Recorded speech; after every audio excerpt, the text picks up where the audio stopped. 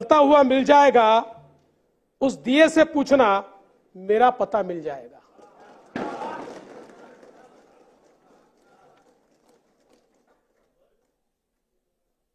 आज या निमित्ताने या सभागृहाला आश्वस्त करू इच्छितो, कोणतीही शंका मनात ठेवू नका।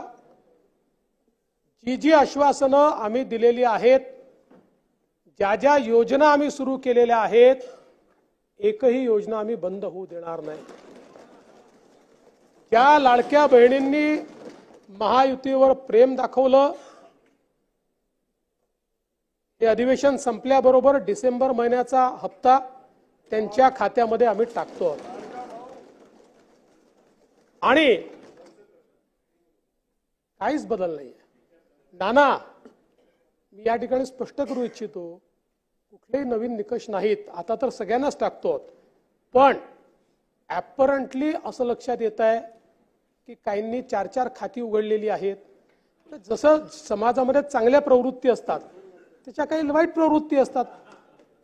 एखादी योजना जर चुकीच्या पद्धतीने कोणी वापरत असेल तर जनतेचा पैसा आहे, तुमची आमची सगळ्यांची जबाबदारी आहे की तो योग्य प्रकारे गेला पाहिजे। आता मागच्या काळात आम्हाला लक्षात आलं, माणसानीच 9 खाती काढली, आता त्याला लाडकी बहीण म्हणायचं कसं? बरं, लाडका भाऊ म्हणू शकत नाही, कारण बहिणींच्या पैशावर डल्ला मारतो तो लाडका भाऊ कसा? त्यामुळे असे जे आहेत,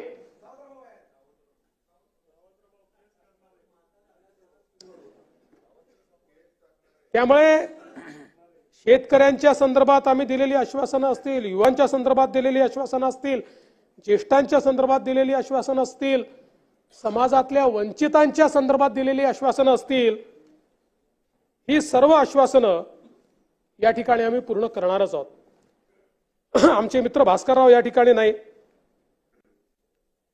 पण माझे सरकार याच्यावरच त्यांना परवा आक्षेप होता। आता तसे फार हुशार आहेत ते, इतके वर्ष त्यांनी राज्यपालांचं भाषण देखील ऐकलेलं आहे। कदाचित शाळेत असताना नागरिकशास्त्राला दांडी मारत असतील ते,